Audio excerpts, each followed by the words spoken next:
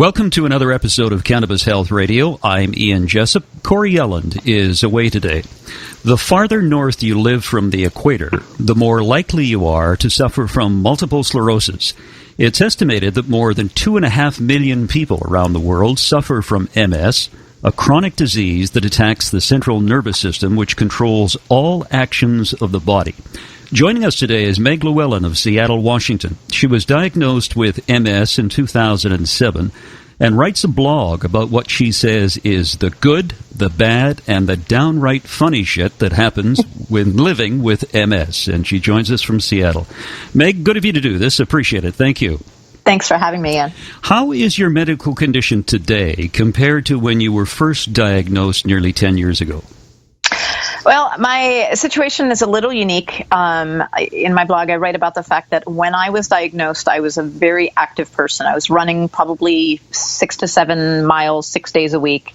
And so the first symptoms that I experienced, I was convinced that I had just simply pinched a nerve.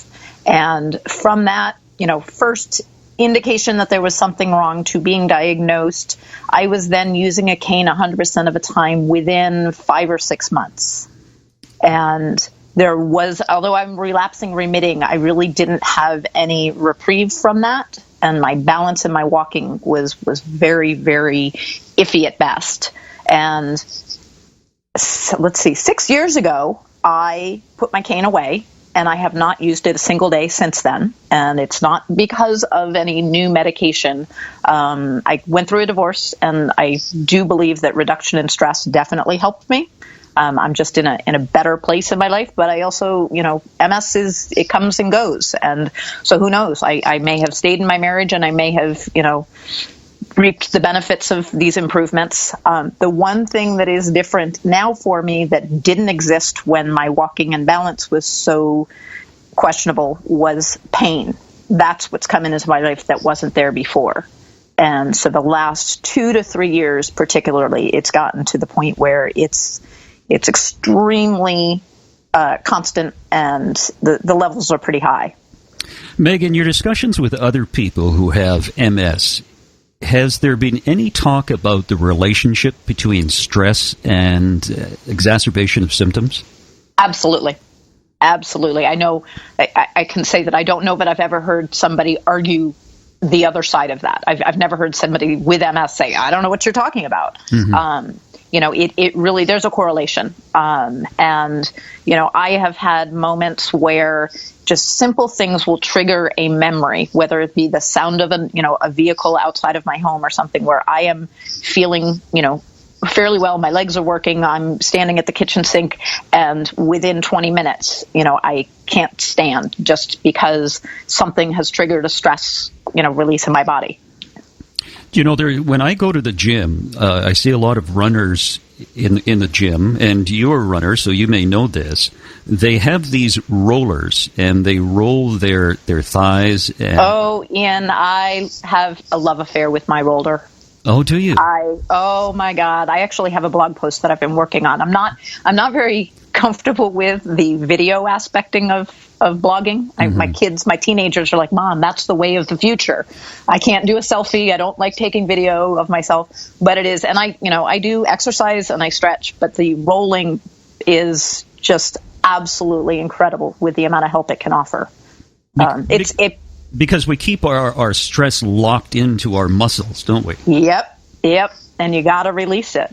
And, there are numerous ways that you can do that. And, massage therapy was something that I was using for a number of years until insurance changed, what I couldn't get approved for. But I'm not going to lie. I say I have a love affair with the roller. It's extremely painful. But, it can make a big difference. And it doesn't last because, you get up and you do other things and the pain begins to creep up again. But actually, that was brought into my life. Both my boys are into powerlifting, like big time into powerlifting. Mm-hmm. And they both have, the small rollers for their thighs and the big ones to roll out their backs and their pecs and whatever else. And, they finally convinced me to give it a shot. And it's been amazing. Yeah, it is. I've tried it too. It really is remarkable.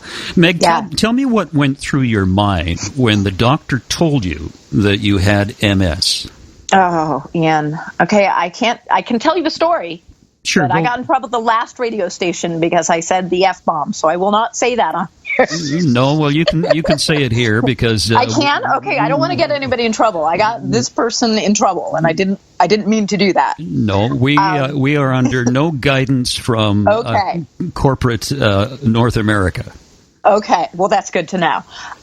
So when I was diagnosed, as I said, I was very, very active. When I first paraded into the neurologist's office, even though I felt terrible and could barely walk, was wall walking at that point, I always had my shit together. Like you looked good. I could feel like shit, but I was going to look good.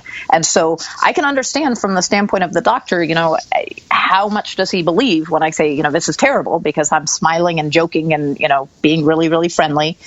And through the course of approximately it was a month between when he first diagnosed me with transverse myelitis, and I was told that it was a temporary thing, that it would eventually clear up and I would be back to running and, would look back at this as just a fond memory.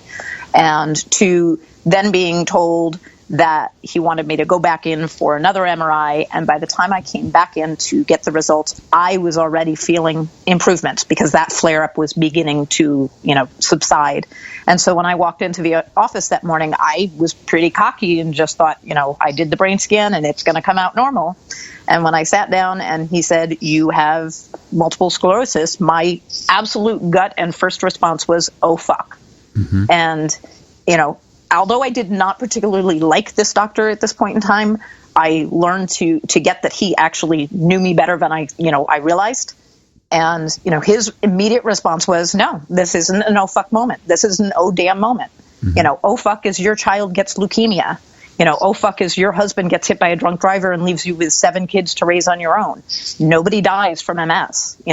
You're gonna live. You're gonna be fine. You're gonna figure out ways to go your course. And that is probably similar to what I would have come up on my own with, but I'm not sure I would have come up with it that immediately. Because that being the moment that I learned about it, I honestly, I never turned around and said, why me? Or what am I going to do? It was just, I kept repeating that because it's absolutely true. Yeah. And, I feel extremely fortunate, for many that may not have been what they needed to hear. But for me, it really was, just like, and he said, honestly, the only thing I feel bad about for you is you having to tell people. And I, kind of was shocked by that. And he said, well, you've been in and out of here and the MRI and the infusion room and, you got a spinal tap. And not once have you ever come in with someone. You have always come in on your own. I don't know if you're married, but, or even friends, I'm imagining you're a fairly independent person. And so for you to tell people that you have MS, he said, it's a very broad term because there are different types of MS. And even, what we know now today, he was predicting, he said, it's like saying you have cancer, but not elaborating, do you have a small dot on your face that needs to be removed, or do you have lung cancer or pancreatic cancer? He said there are so many different aspects, and so many people know someone somewhere who has a cousin whose relative got diagnosed and he's in a wheelchair in 5 minutes. It's like there's always going to be the people who, have something to say about it who probably don't know anything about it. And he said, and for that, I feel bad for you. And my response was, well, do I have to tell anybody? Because I kept thinking that I was just going to, get better and I could just go on and say, oh, it was just this thing. It was transverse myelitis. But I didn't anticipate that I would need the cane for 3 or 4 years. Did you ever go through a period of why me? No, as I said, I didn't. And I actually had one of my followers write me a very long email last month that I've responded to them, but I'm still kind of hacking out in my mind a blog post that I want to write about it. But it was, don't you ever mourn who you were or wonder what your life would be like if you didn't have MS? And I can't answer that because I have MS. Like it doesn't define me, but it's definitely part of, everything that happened in my life. I don't know that I would have been strong enough to ask for a divorce in a very unhappy marriage had I not gotten MS. It was a wake up call. Like, I want to be happy. I want to be with somebody who wants to be with me. And, I honestly don't know if I would have, stood up for myself. And, so I can say I really don't like living with the pain, but I can also find, a dozen or more, very positive things that have come as a result of this. I guess what you're saying is that some people become their disease, don't they? They're victims of X disease. Yes. And you've determined in your own mind that you are not a victim of MS. Do I have that right? Yes, and I have to say, I mean, it's, being out in the blog land and having my blog so well received and having so many people follow it, I'm not judging anybody who's a victim because I don't know what it's like to walk in their shoes. And so for me to write my blog post and say, I'm so happy and I love my life, and, I am not saying that if I was going through what they're going through, everybody's life experiences add up to who they are and, and what they believe and what they experience today and tomorrow. But I can't be a victim. It's not worth it. Did the doctor put you on any medications? I've been on a lot of medications. I was immediately put on a DMD, disease-modifying drug, or it's also a DMT, disease-modifying therapy. And at that point in time, about 10 years ago, the first course of action was to try the interferons. And there were 3 different products out there. And the funny thing is the neurologist, it's not an oh fuck moment doctor, wasn't an MS doctor. He happened to have a considerable knowledge about it because of where he did his internship as a med student. And there was a pocket outside of, I think it was Rush Memorial in Chicago, that they had many, many MS patients. So he was familiar kind of with the protocol and the drugs and whatnot. And the funny thing was, being a neurologist in Seattle, where there are a lot of people with MS, he was often visited by the pharmaceutical reps, kind of peddling their wares. And he had not had an MS patient in a number of years. And so when he gave me the diagnosis, he had already prepared this enormous box full of every single piece of paraphernalia they had delivered to him about these 3 different products. Mm-hmm. So I had a hat, I had pens that, had for Avonex and Rebif and all the, the 3 different ones. And he's like, go home, watch this, read this, and decide what you want to do. And so I went on the interferons for about 9 months, and I had a couple of additional MRIs and was showing significant progression. So after 9 months, they decided, it's not working. So then I went on Tysabri, which is an infusion every 28 days. And it had been approved by the FDA and then was pulled. I don't remember all the specifics, but it had to do with the fact that a patient or 2 had died from a brain complication. And then they discovered there was something, the JVC, they could test you for it. And if you had it, you shouldn't take it. And if you didn't, you'd be fine. And so I went on that. And as I said, I used my cane and my walking imbalance was terrible and nothing had helped at that point. And even after the first infusion, I began to show signs of improvement, which was, really big for me. Mm-hmm. Second infusion, I'm kind of an obtuse person. I just go about, I do things. I don't second guess. I don't pay attention. And at that point, I had a small photography business, and I was in the infusion center getting my second infusion, and I was developing a photo shoot that I had done the week before, and I kept itching, and I thought it was just the heavy sweater I had on. And it ended up, my arms were covered in hives. And so they stopped the infusion, and they gave me hydrocortisone and Benadryl, and then continued on. And my third infusion, they gave me both of the hydrocortisone and the Benadryl prior to starting the infusion to pre-medicate, figuring that I had an allergic reaction. Mm-hmm. And it ends up that I had developed, there are many things that I've had to Google during this process. I had developed antibody positivity to Tysabri, which meant my body was going to fight the drug, like to the bitter end. And so about 5 minutes into the start of my infusion, I actually went into anaphylactic shock. And as I say when I write about it, I don't remember much because apparently I wasn't really aware of it. Mm-hmm. But that made them, like they had hoped that it was just an allergy and that they could continue to pre-medicate. But once they did the test for that and it came back, then Tysabri was off the market for me. There weren't that many other opportunities. Rituximab was in testing by the FDA or by whoever tests, but it was a double blind, and the secondary was the interferons that had already proven not to work for me, so I couldn't qualify for that. And since it wasn't already on, or it wasn't yet on the market, my doctor at that point in time wrote a compassionate care waiver and did manage to get my insurance company to cover I think it was like $48,000 for the rituximab. And I did one course of that, and that they say can last 12 to 18 months. And I showed some improvement. But then after that, I waited until oral medications came out, and that was the Tecfidera came out. And so I started that, and that didn't work for me. So I've actually not been on a disease-modifying drug for about 2.5, 3 years now. And then you discovered that you wanted to try cannabis. Take us through that. Take us through that story. So as the pain had gotten significantly worse over the course of, as I said, probably the last 3 or 4 years, it began to kind of creep in. And I have done all the different pain medications. I started, and then I confessed to my doctor that I thought I had a drinking problem, because I would come home every night and I would pour myself a beer or a glass of wine, because one glass would take my pain level from beyond 10 to like a manageable 7 that I could make dinner and get through helping the kids with homework and getting them to bed.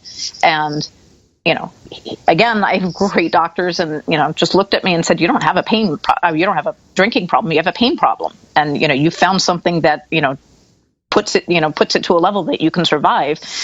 Most people would do that. But by telling him and being open and honest with him, it made him look at kind of a different family of pain medications than they would normally look at. And so I tried some things. At one point I was on methadone, and that really helped, but I didn't like the idea that I was on this controlled substance and it was a pain in the butt to get.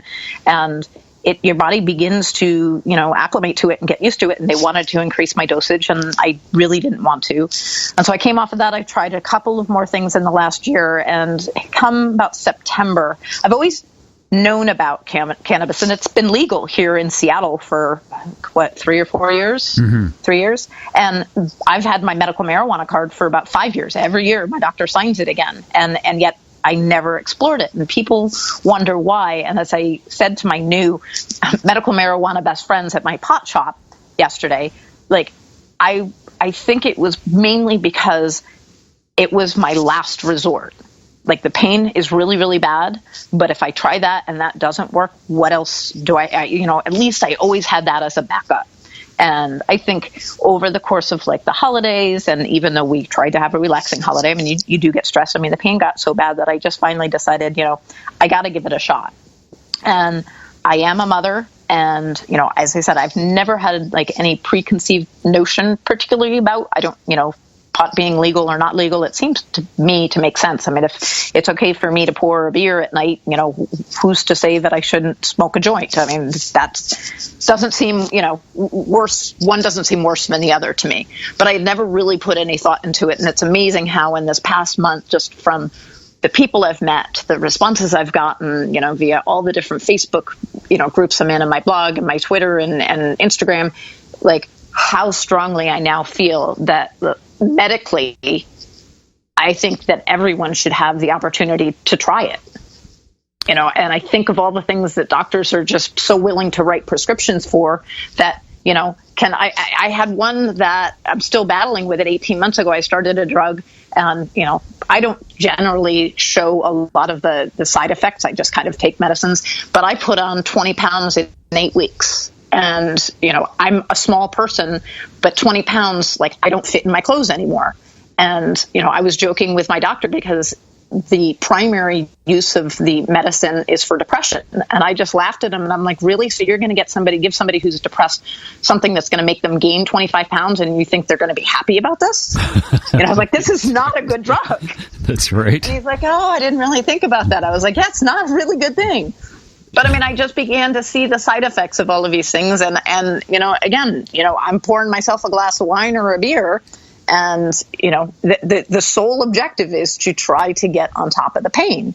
And, I had to come to terms with it's legal here. I have many, friends that when we're out camping, instead of having a beer, they're smoking a joint. It's not as if I haven't been around it. And I knew that in my mind, that first day, which it sounds crazy, but it was a big thing for me to actually pay a visit to the pot shop. I I had to overcome some hurdles of not like, oh my God, somebody's going to see me. Just, I think part of it was I felt naive, like I felt like a newbie, and I felt like I was going to walk in and people, were just kind of going to smirk at the fact that I didn't know anything. And that was so not the case. I mean, I absolutely adore this place that I went to. I think that they should be extremely proud of all of their employees and their willingness to not only help, but to learn. I mean, I spent 2.5 to 3 hours there yesterday talking to one of their employees. And it was a surreal moment for me because I walked in and I had asked for the store manager who I've met or the other girl, and neither were there. I mean, it's Super Bowl Sunday, not surprising. And, he said, can I call them for you? And I said, no, not at all. And he's like, wait, are you the blogger? And, I was kind of like, I don't know. Who wants to know? Yeah. And he's like, oh, my God, your blog was the whole topic of our conversation at our marketing meeting this morning. And I was really hoping that I would be able to meet you. My mom has, like a back, she broke her back and she has like fused, spine or whatever. And he said, I've been trying to convince her. I want her to read your blog. And I mean, I just had the most wonderful experience, talking to him. And I learned from him and he learned from me. And I'm extremely fortunate to have, to be in a place where it's legal and to have found, a resource like that. But I also, even if medical marijuana places hadn't closed up shop and I, had somebody who was an expert, the thing that I'm quickly learning is there isn't anybody who's going to be able to tell you, do this, this, and this. Because everybody's body is different and everybody's MS is different. Everybody's pain is different. And so it's kind of figuring out what your body needs. You're absolutely right. You've hit the nail on the head because people ask, what strain should I take? And you have to find out for yourself because your body is different than my body. We interviewed a woman yesterday from Vancouver whose daughter had severe epilepsy. And she took a high CBD and at times a high THC. Another child had the same epilepsy but had the reverse. They took a high CBD and a lower THC. So everybody is different. They had the same disease, but their responses to the THC and the cannabis were different. Yeah, which makes total sense. Yeah. I mean, because whether you're talking about, pharmaceuticals or, cannabis, how your body reacts to, one pain med that they give you and one pain that they give me, it's all your body and chemical and, all of those things come into play. How does the cannabis help you? Well, we're still working on that one, Ian. So you're still a work in progress. I am a big time work in progress. Yeah. And I tend to, as I said, I'm obtuse. I like to just kind of, I've lived with the pain for so long just because it is what it is. I mean, that's kind of my mantra. And, if that isn't the case and, there are things I can do to make it better, that's fantastic. But I'm also, I have to understand it's not a quick fix and it's not going to be, perfect. It's not going to just go away. And, all of those things are kind of things that I've come to learn over the past month. And as I said, I feel really, really lucky that I have found this source that I can talk to. And I just love, I didn't have any idea that when I posted, I knew that people would respond like, yes, I have many, many people with MS, use cannabis or CBD oil or want to. It may not be legal where they live. So I knew that I would have, a fairly significant response to it and that, I would have a number of views on it. I didn't really anticipate it's kind of taken on a life of its own. I mean, I've had a lot of people reach out. I'm doing a number of guest blog posts in the next couple of weeks. There are a number of people who want to know if I want to do a second blog just solely on this story, Meg's medical marijuana journey. And it excites me because, I hear from, the MS mom that's in Florida who is saying, like, I can't imagine, I have kids that are, young teenagers and, how am I supposed to tell them, that mom smokes pot and, but they shouldn't. And I said, I had the same problem. I have 3 teenagers, knock on wood, so far, and this isn't just because I have my head up my ass and I don't see it. They don't do drugs. They don't drink. They're all right now doing really well. Mm-hmm. And, I had to battle with that. Like, okay, so now I'm going to say, hey, guess what? Mommy's going to the pot shop. And, I it took me a while because I didn't want to hide it from them, because I don't hide things from them. I've always been very honest with, my MS and all of the things that happened in my life because of it. Yeah, but and I didn't. Yeah, but Meg, what's the difference between a parent going to the pharmacy and saying, "I'm going to get my methadone"? Absolutely, Ian. Right? I mean, believe me. No. And I knew that. But like sometimes logic as a parent doesn't always work. That's right. I know. And I have to be okay with who I am and who I am showing them I am. And so like I needed, and that was a process. It probably took me about a year. And you're right. I mean, like, as I said, my boys are into powerlifting. Like they're, going to national and world competitions. So like it's not, a small thing for them. And, they joke about remembering when mommy used to go get her steroids, because that was what would, I'd go and get my steroids when I had a flare up with my MS. And, here's my 18-year-old like, well, what the fuck, mom? You're getting steroids. I'm like, it's a whole different ball game, dude. Different steroids. Yeah. And he's like, well, I could use your steroids. I was like, they're not going to do anything for you. But no, and I knew that logically, but I had to, as I said, I needed to be okay with it. And I needed to, tell them, because I didn't want to not tell them. I mean, they're teenagers. They're not here all the time. I could certainly be doing it and not telling them. But I wanted to share the story with them. And, you're right. Like when I went on the methadone, at that point, I was still on my ex-husband's insurance. And, he gets the bill for methadone and he's in the restaurant business and he's convinced that I've become a heroin addict. And this is my, withdrawal med. And so, I mean, there was a big topic about that. I was like, so there was probably more to be said about, a drug that my doctor had prescribed for me than me, going to my local marijuana shop and finding something that actually works. Meg, are you convinced that marijuana is the route you should take in the future in order to control your pain from MS? I can't answer that yet. Am I convinced that I'm gonna keep working on it? Absolutely. And the reason I can't answer that is because thus far, anything that I have found that helps, whether a lot or a little, eventually stops helping. And so, I don't know. I've, as I said, I'm still at the point where I'm figuring out what works for me. Mm-hmm. Yesterday's trip brought, a couple of new things. I wrote about the blog post where I came home and I took 2 strong hits because the first was just CBD oil. And then via all these helpful people and reading a bunch on leafly.com and all of these other sites, I began to understand that my aversion to no THC, I do not want to be high, that it's the combination of the two. It's the chemical reaction that helps a lot of people with their pain. The entourage effect. Yeah. Yeah. And so I returned saying, okay, maybe I'm not that opposed to THC, but like, I don't want to be out of my mind. Like I have kids, I have stuff I have to do. I have a blog that's public. I don't want to make a fool of myself.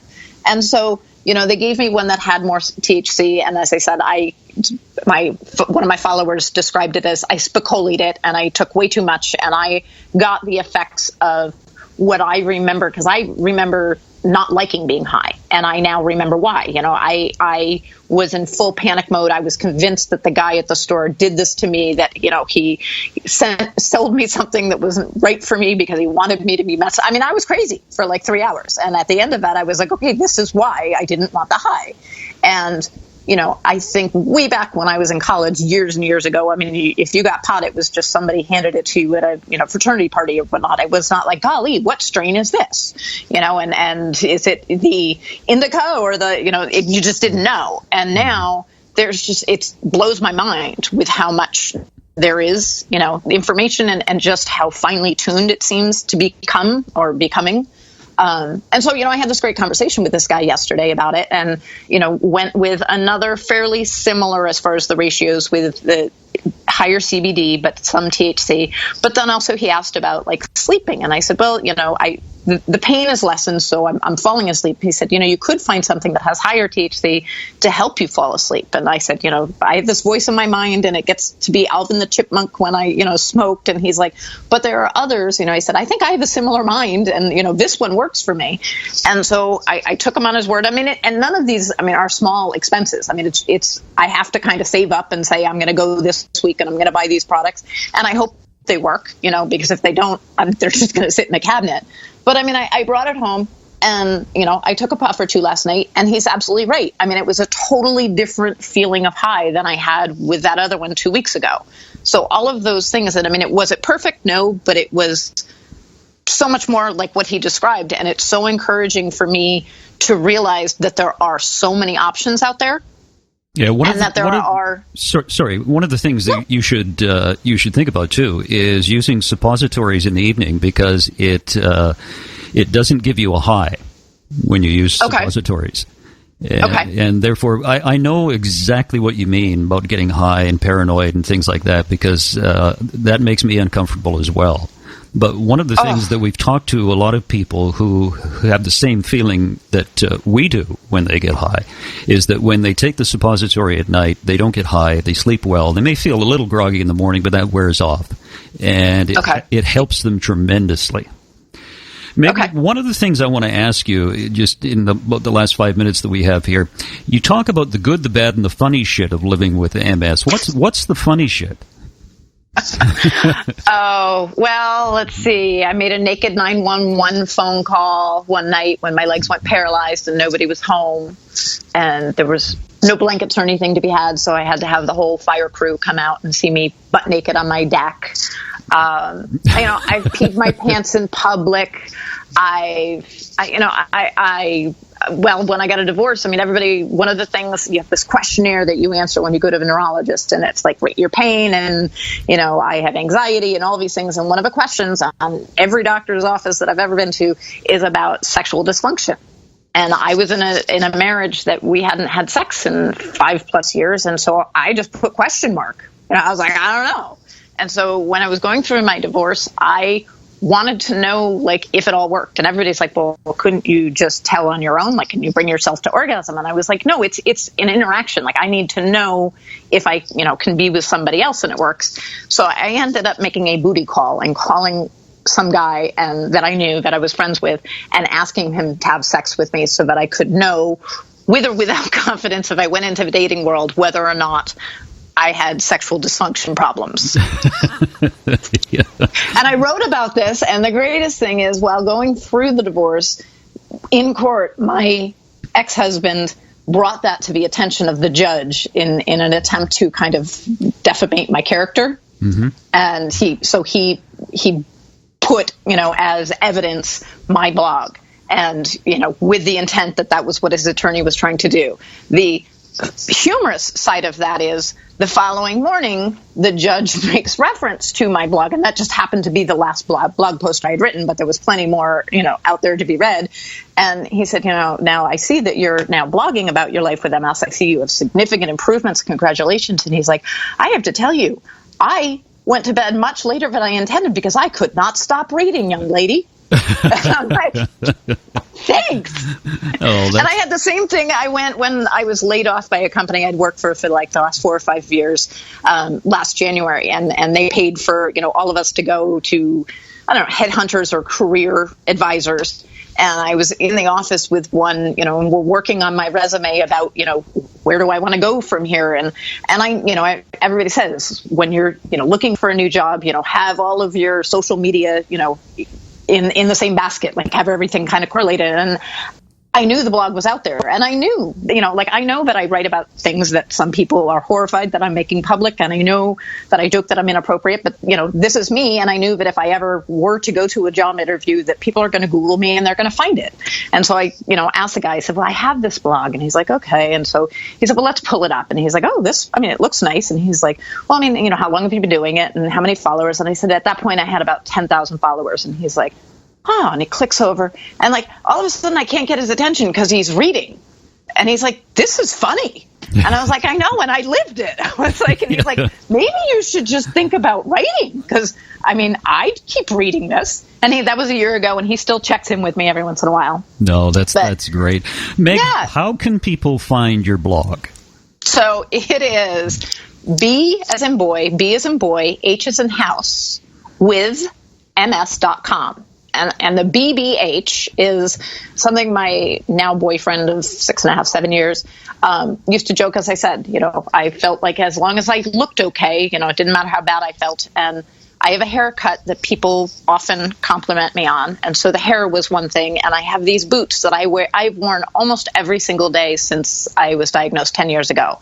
I've had to get 2 replacements, but they just fit my feet and they are flat and they are comfortable. And people always compliment those. And then I have no idea, but people comment on my boobs. And so BBH was what he used to say. You know, if I was heading out the door, he'd be like, you're rocking the BBH.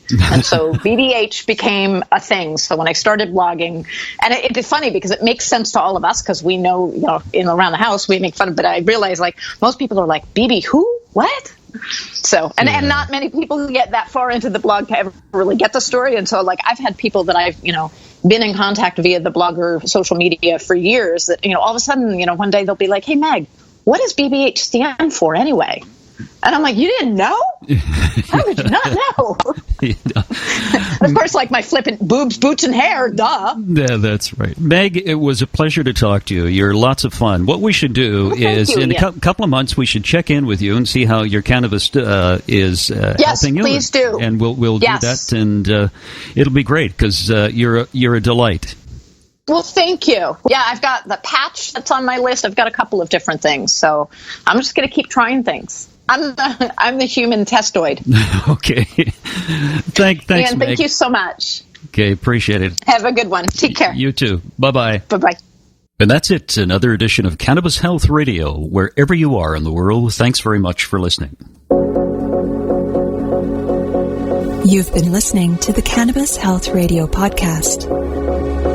Visit our website, cannabishealthradio.com, and follow us on Facebook and Twitter.